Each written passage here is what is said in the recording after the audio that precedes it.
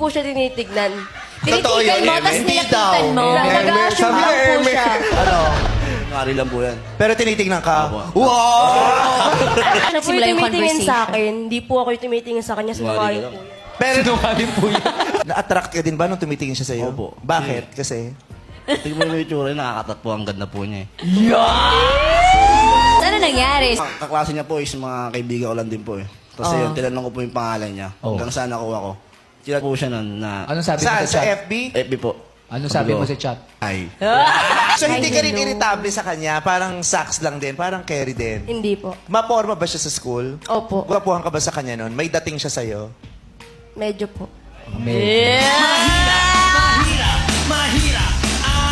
Hindi, alam mo kasi may mga tao talagang, yung, di ba yung malakas yung dating nila, yung magagali silang makakuha ng, feeling May ko ito, appeal. feeling ko mabait to sa ano. Siya.